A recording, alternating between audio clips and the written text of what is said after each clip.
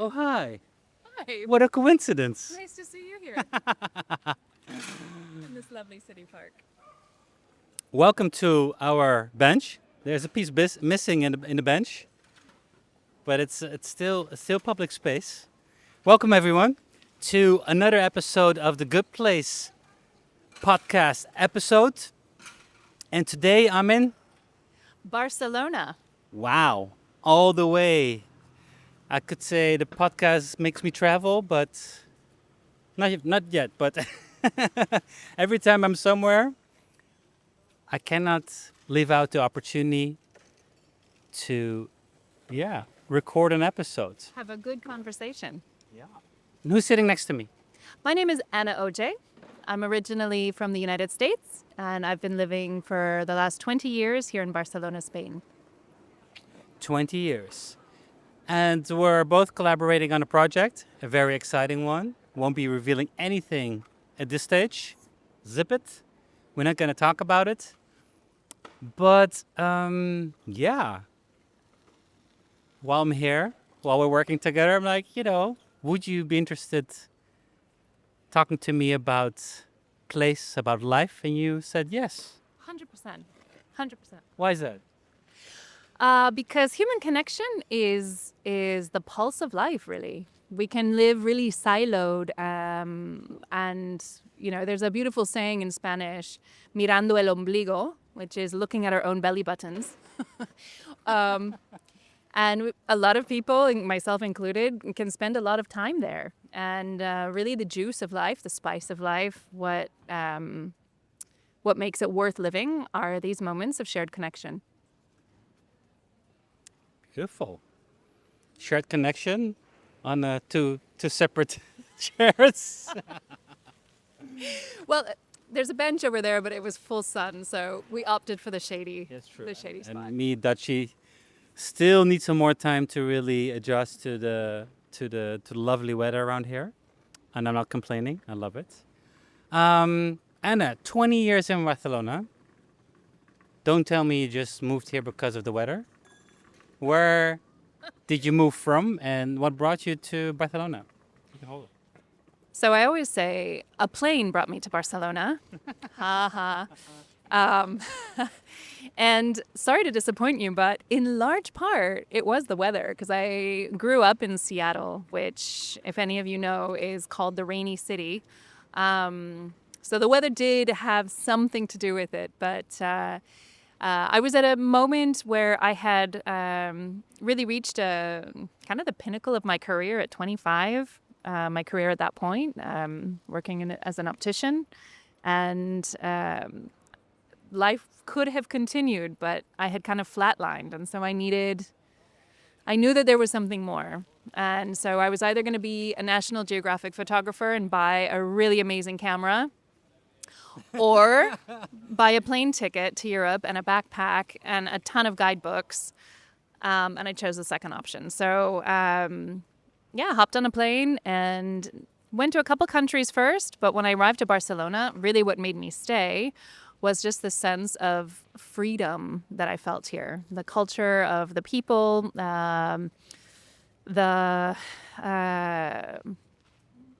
it was very bohemian at that time, if we can use that word. It was just very, very free. And that was something I hadn't really lived or experienced in the States. And so I was very charmed.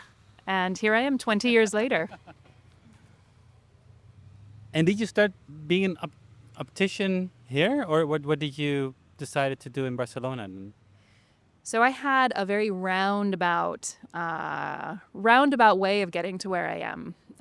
Ever since I was a little girl, I was fascinated by National Geographic, both the animals and the culture. And I just had this deep desire to save the world. These small little goals. But that desire carried with me. And as I matured, obviously, I knew I couldn't carry the weight of the entire world on my shoulders. But I found working at IS Global, where I'm working today, a beautiful way of contributing my little grain of sand to the betterment of the health and well-being of the world at large. So you haven't lost your purpose in that sense over the last 20 years. That's a good question. We were just talking about purpose yesterday, and I'm actually in a moment of reviewing my purpose. Yeah. And as we were talking yesterday, you know, I'm 45, and I'm just at this moment where I feel there's a bit of a shedding happening, kind of an internal shedding, if that makes sense, where I'm allowing myself to really be different. I'm allowing myself to reevaluate my values, my purpose, my passion. So I'm actually in a really interesting moment of a bit of vulnerability because I don't quite know yet, but I'm in this very exciting time of allowing myself to really ask myself some key questions. And it's very revealing. Yeah, and having a conversation about it helps at times as well, huh? It does. Yeah, yeah. So that's a very exciting, moment in life. So maybe we touch upon it later up in our conversation. Just going back to to your life here in Barcelona. You said it was bohemian. Has it changed? It's not that bohemian anymore? That's a really good question. And really, the summer I arrived was 2006. And I felt like I just got in at the tail end of a party. Because during that first summer that I was here, a lot of new laws came in to effect, such as no walking barefoot in the streets, no going around shirtless, no selling beer on the street. And there were a lot of kind of civil obedience type of laws. And of course, it took some time to implement, but it really shifted the vibe, I guess. It shifted the general ambiance of really the whole city. So that was around 2006. And then 2008, the economic crash hit. And we really, I'm sure everywhere, right? But in Barcelona, I just remember walking on the streets and it was shop after shop after shop after shop getting closed. It was really, at that time I was working fortunately in a company that was international, so we weren't so affected here locally. But I just remember feeling this deep sadness for my neighbors and the livelihood of just the mom and pop shops and just my friends and the places where I would frequent. Close down. Yeah, and there was just a lot of this kind of ghost town and echoey, like tumbleweeds rolling through the streets kind of a feeling. Like, and it really took some time to recover. And I don't know that it really recovered the way that it was before. So kind of from there, what I've noticed as just a citizen of the city is, the slow gentrification of our neighborhoods. And there was one burger shop and it became super popular, and then there were 3, and then there were 12, and then there were 47, and then you can only find burger shops. And then the same thing happened with smoothies and with whatever else. And so there's just kind of this this copycat of commerce that kind of takes away the culture of Barcelona and kind of this old guard. It's harder and harder to find. And one last thing. No, sure.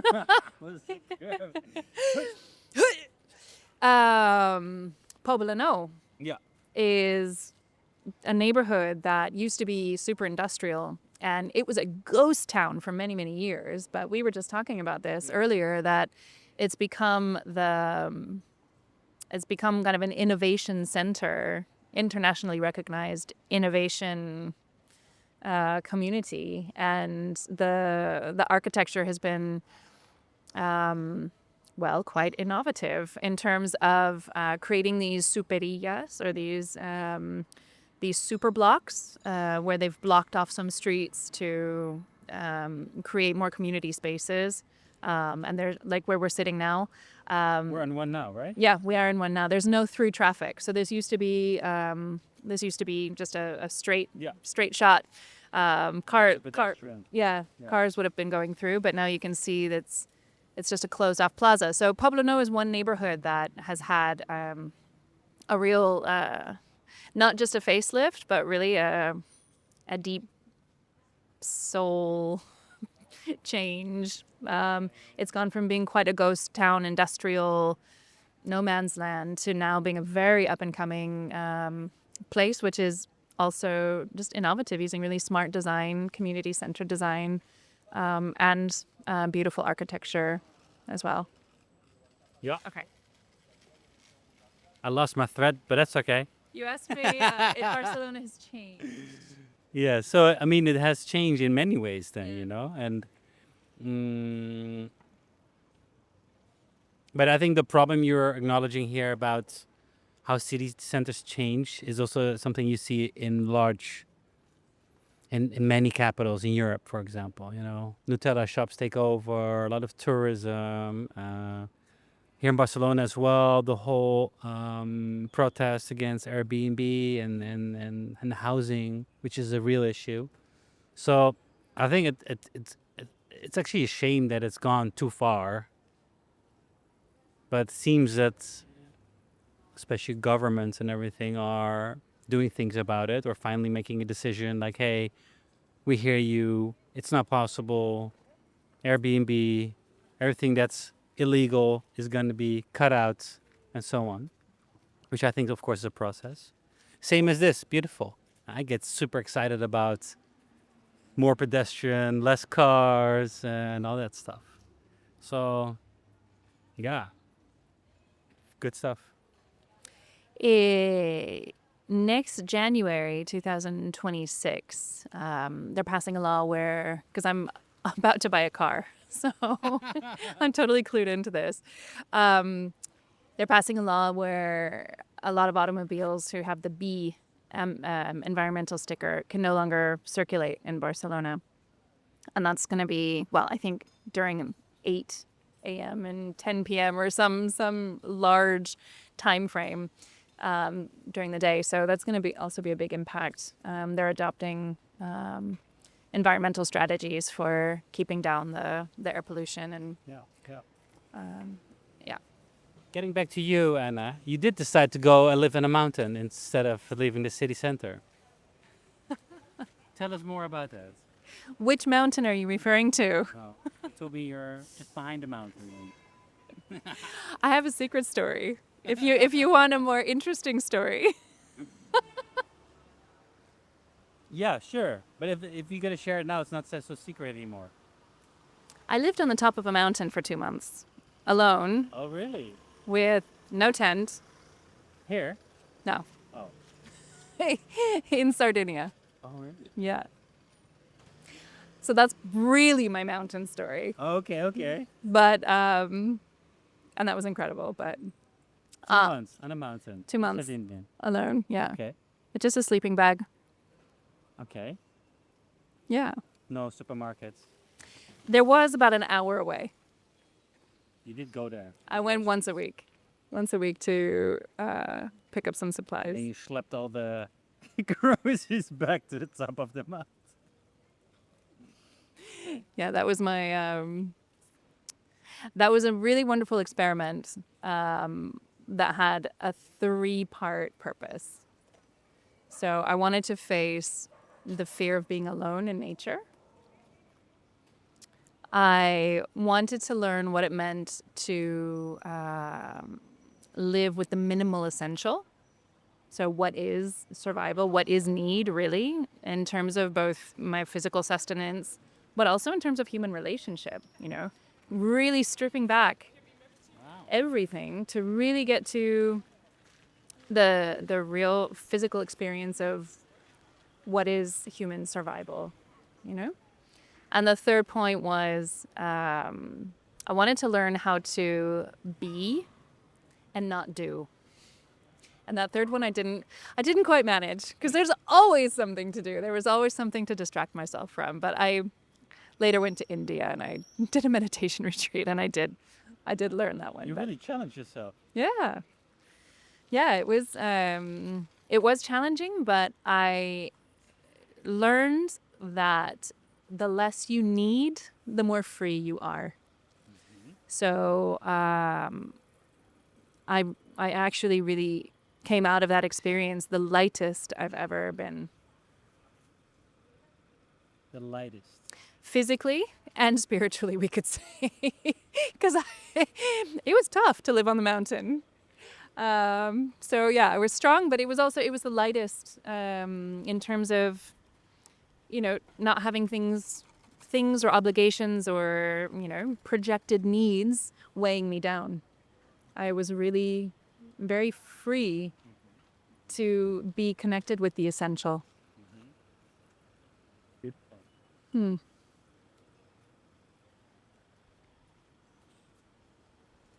So you changed your lifestyle when you came back a bit. I did, yeah. At that time, I was on a sabbatical from work. And after that experience, I went to India for a 2-month holiday and COVID happened.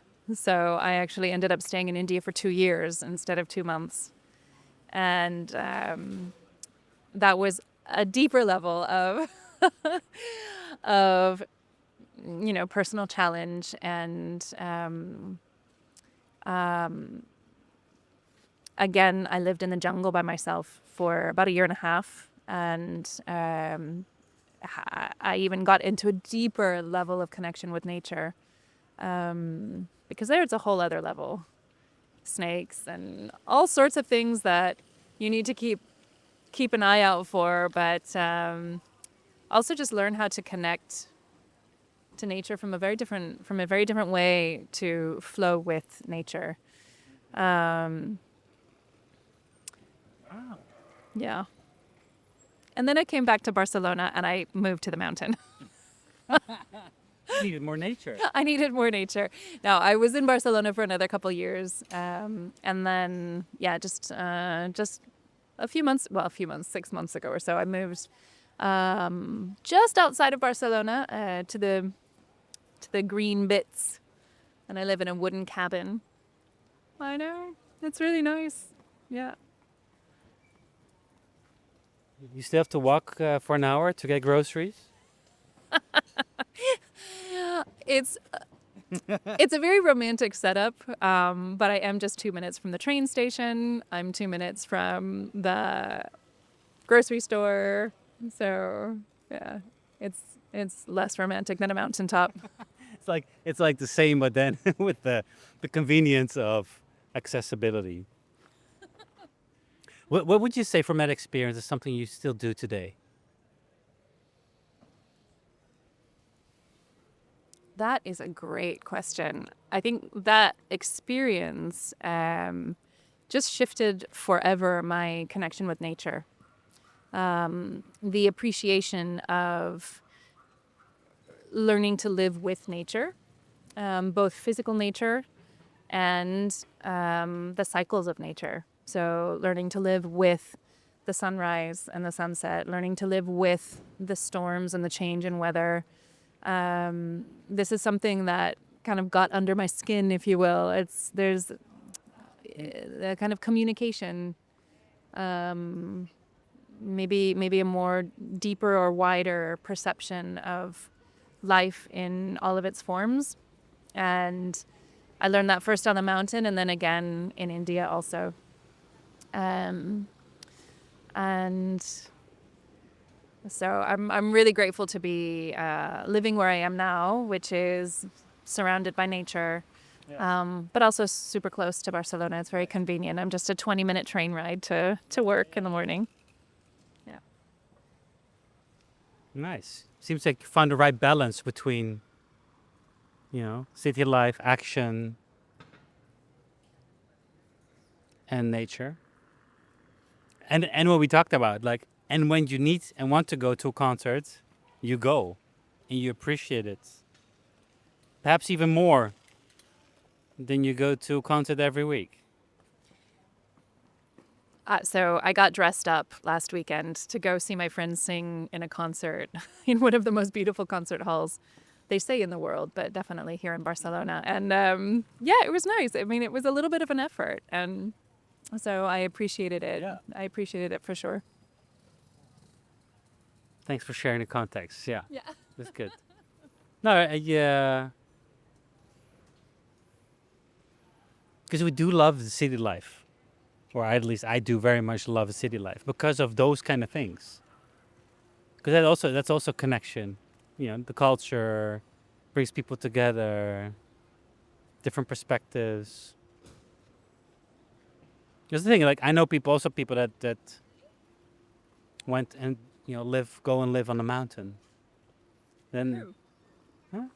People, friends, but they're like you still want to have that connection with society, in some ways.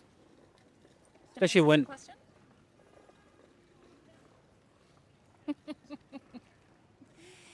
So if you lived on a mountaintop, what would it be? What would you miss about the city?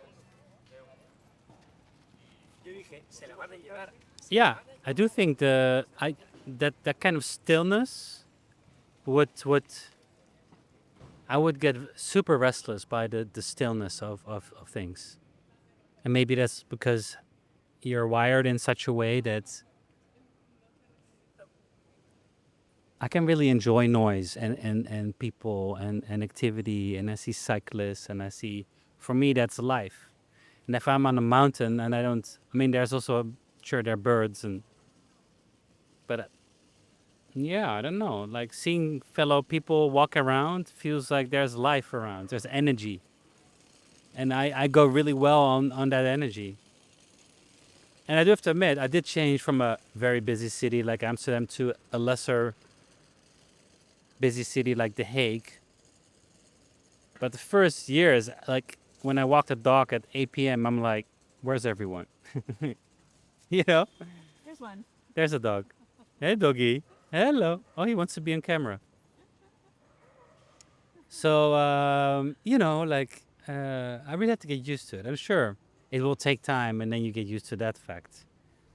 But I love watching out of my window from my apartment and see what's happening across the streets or on a crossing or what the neighbor is doing Can I ask What you a the- question? I didn't mean to cut you there. and what the neighbor's doing. And I don't know, just I told you about I love to observe, give me a camera, I walk through a city all day long, capturing city life and what people doing, their behaviors. And yeah, I would miss that social experiment, I think, if I would be on top of a mountain. And when you observe, does it go through any sort of internal filter? Do you see something and then put it in some sort of internal box, or what happens in that observation?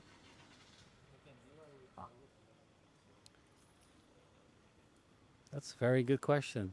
I have a lot of different boxes there then.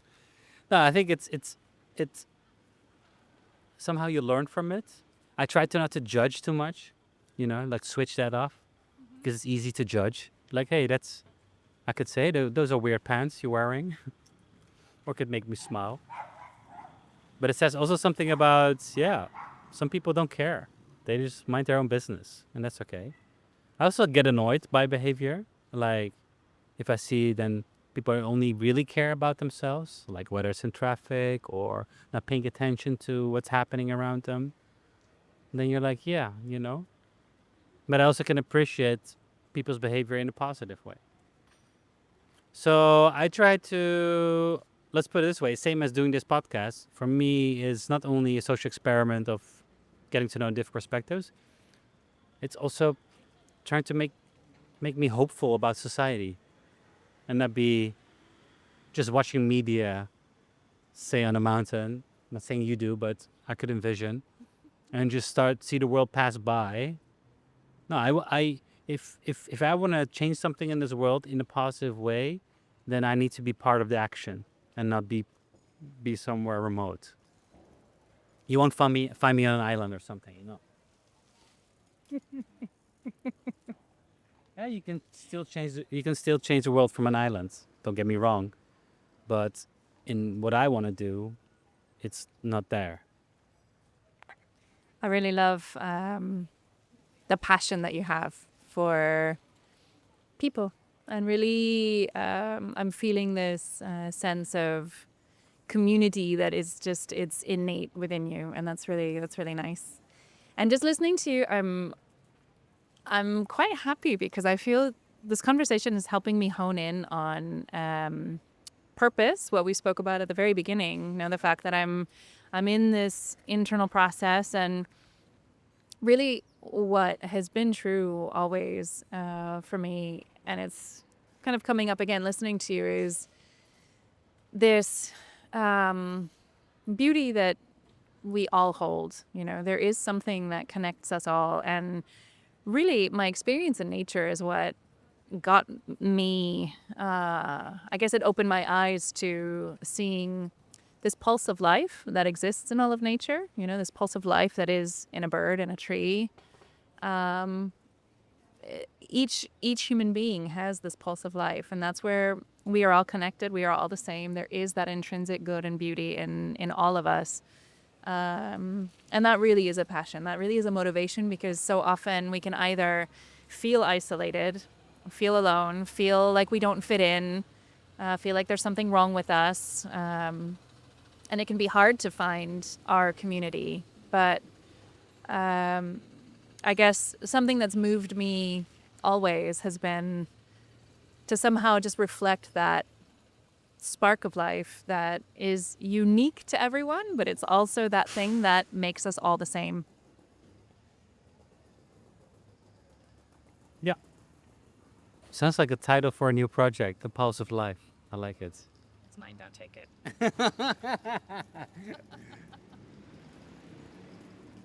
To be continued. See, we could ...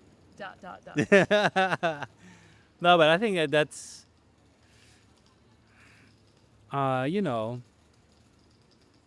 it's also a bit of thing, like, if you don't like something, are we then just pack our bags and go? Leave? Or do we do something about it? You know?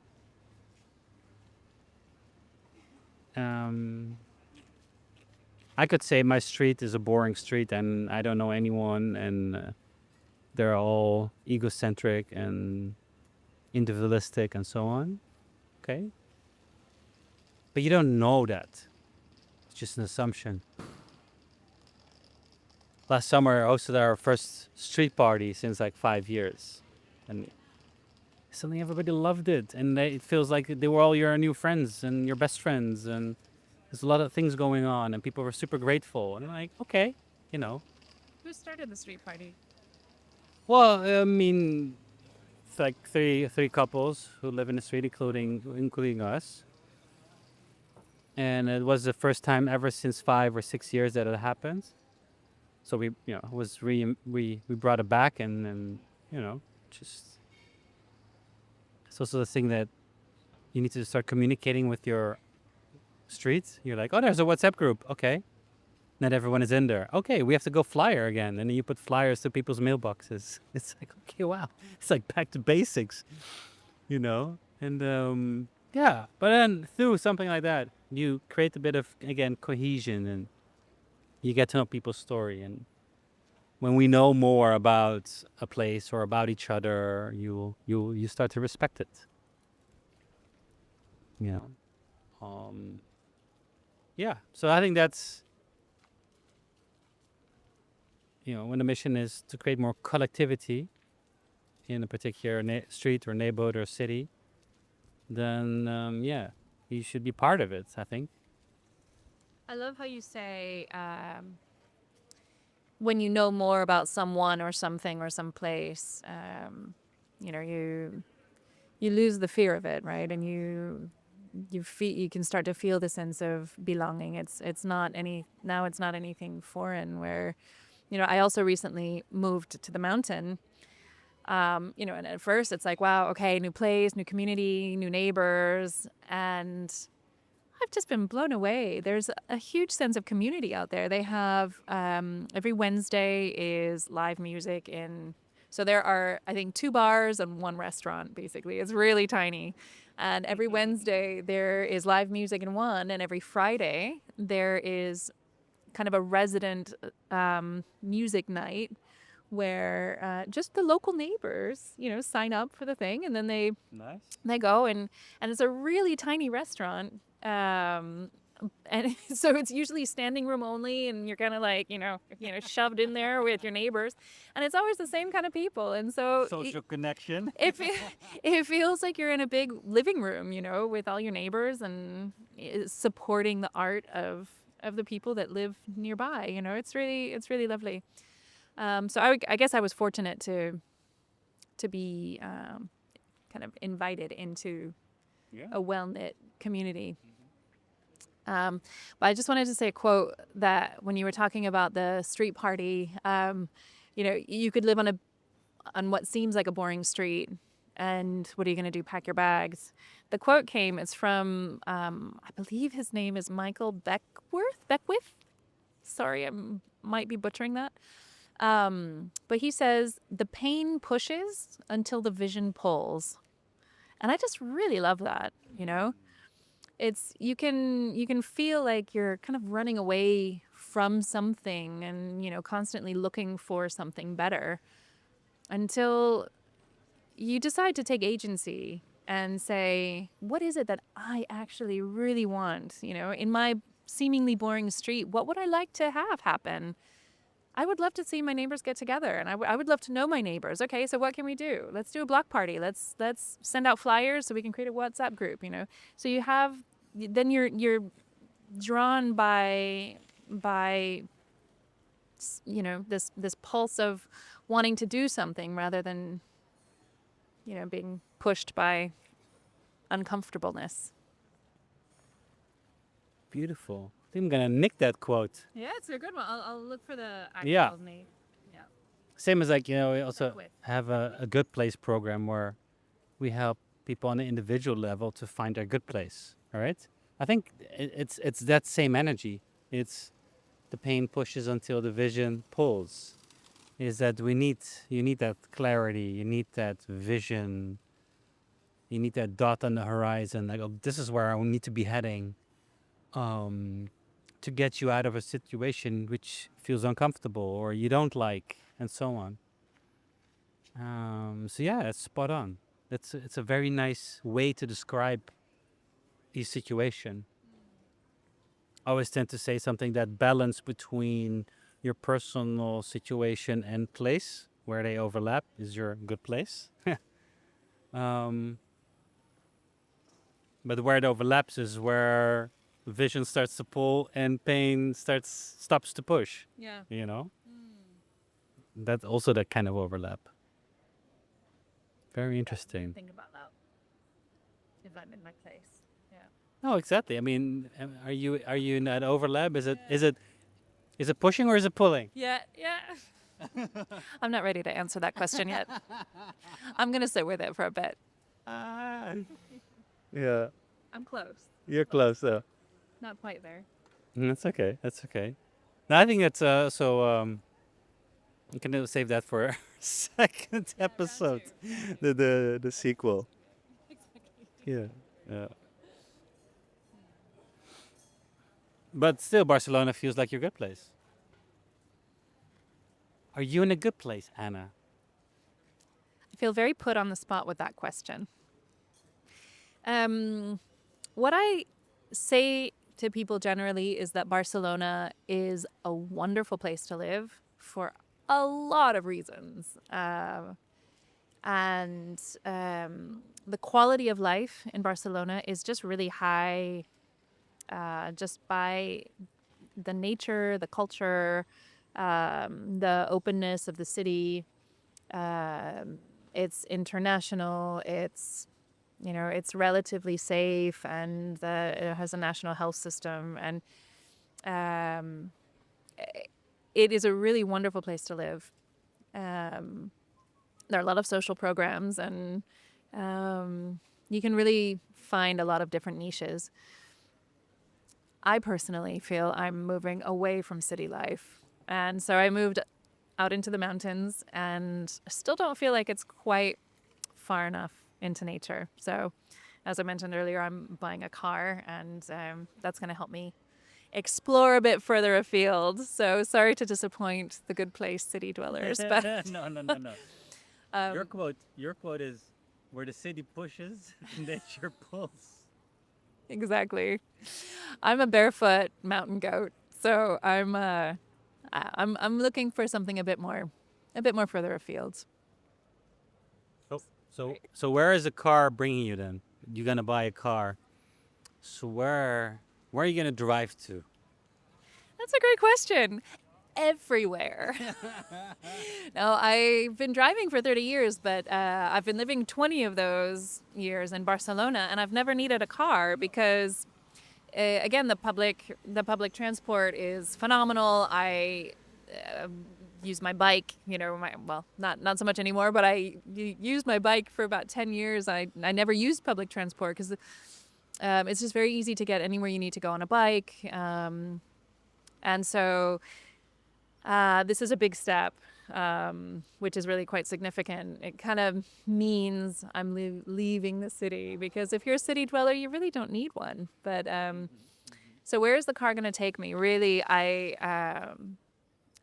when I think about being behind the wheel of a car, which is mine, and I can just choose any destination, I have this deep, like, vibration of juicy aliveness that just starts to explode in my being. So that's a good sign that I'm onto something. I'm a road trip person, and I guess I find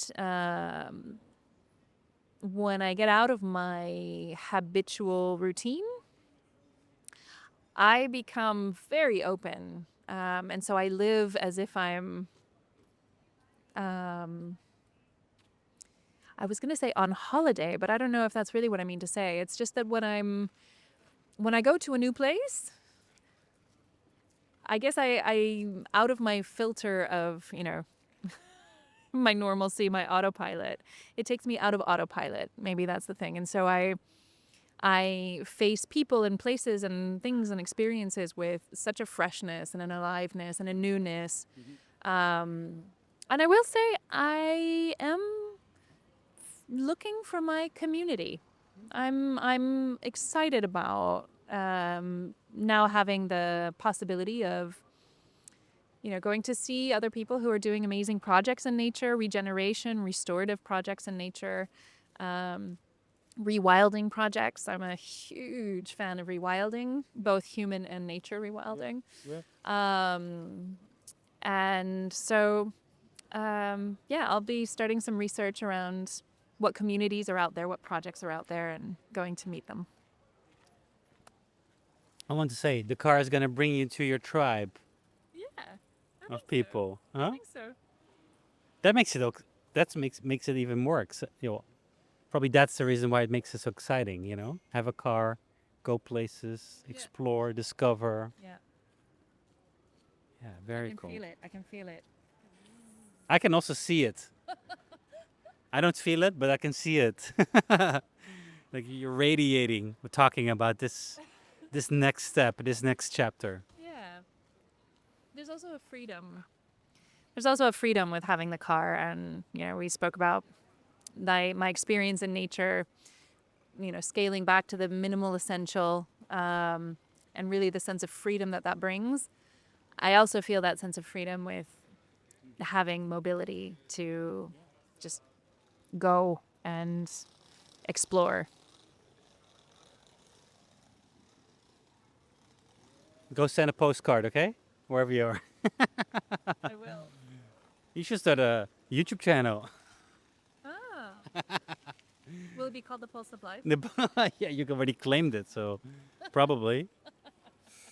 Yeah. What are you tribe? The tribe called Quest. Yeah. Hmm. So I'm buying a used car. And some of the models that I've been looking at still have CD players.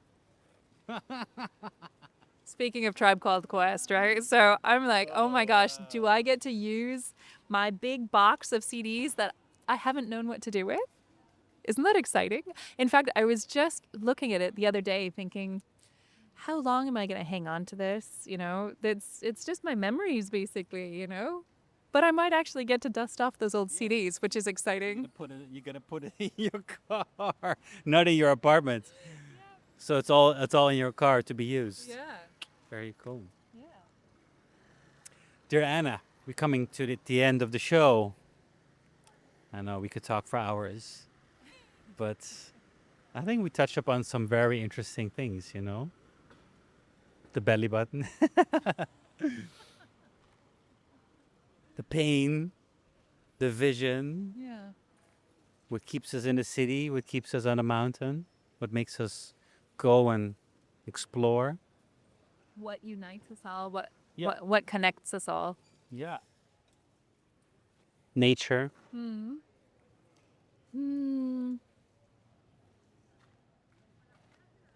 I was going to say something earlier. It popped into my head. Let me see if I can pull it back together. There was something about allowing us to have changing values. It was profound. I don't know if I'm going to get to say it or if this is going to be a teaser for the sequel. Yeah. No, it was coming. No, it's okay. It's okay. We'll cut that out. You mentioned freedom as well. Yeah. It's one of those values. Yeah. Which I think feels like that next step. Mm. Yeah.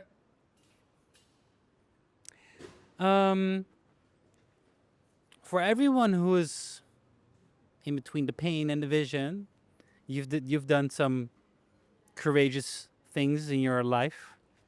You know, like sit on a mountain, so on. To everyone listening and like, wow, impressive or interesting, what would you tell them to pursue those kind of experiences? Thanks for the question. I would say that before each of those experiences, I had I had butterflies. I had tears in my eyes. I felt I was stepping into a void.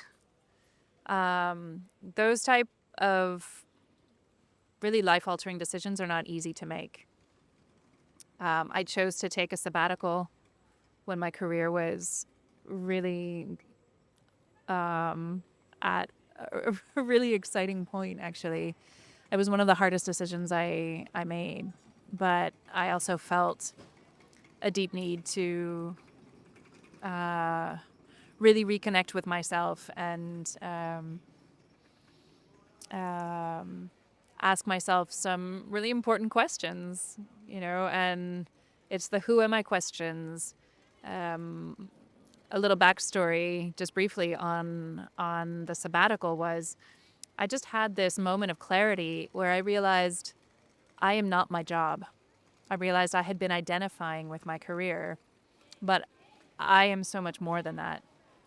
And so I made that decision to take a break and discover who that person is, you know, outside of this persona. And it was, like I said, one of the hardest decisions that I made. And it wasn't easy in the beginning also, because I was all of a sudden stepping into a blank slate, a clean slate.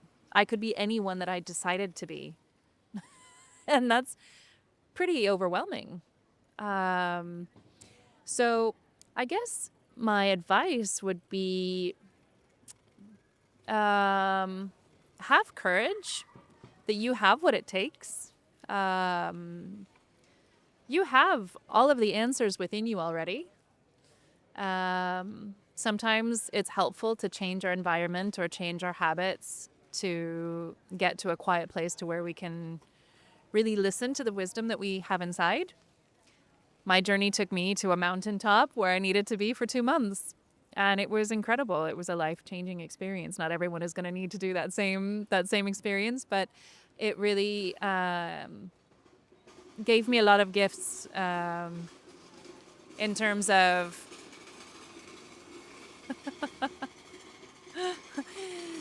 the orchestra of the city, the symphony. You see, you just don't get that on a mountaintop. You can buy one. You missed it. You can buy one. I guess in summary, in short, I would just say we all have the wise person that we're looking for inside of ourselves, and You need to listen to it. you need to listen to it. Trust it. Trust yourself. Trust yourself that you know what's best for you, and your inner radiance will shine through. Thank you, Robin, for this opportunity. It's been wonderful sharing this bench, pseudo bench, with you in the city of Barcelona. And what are you going to take home with you from this Barcelona experience? A sunburn.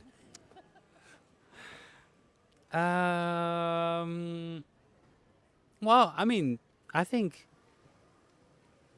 I can say some very, yeah. I mean, we've already been in touch, but some really nice connections, you know. AK friend.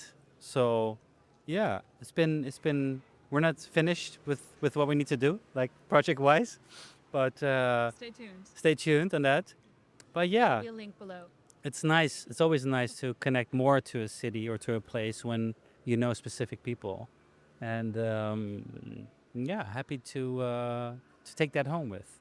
So even next time I'll be in Barcelona and you're not on a road trip, we can meet again and Film the sequel. film the sequel. Sit in public space, talk about nature and social connection. Yeah, yeah. Thank you for your time in this and sharing these beautiful, yeah, conversation and beautiful stories and experiences in life. And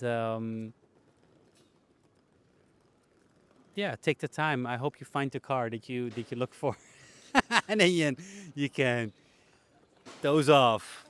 From this Superilla in Barcelona. Subscribe, like, follow, share this channel and this episode, please, when watching it.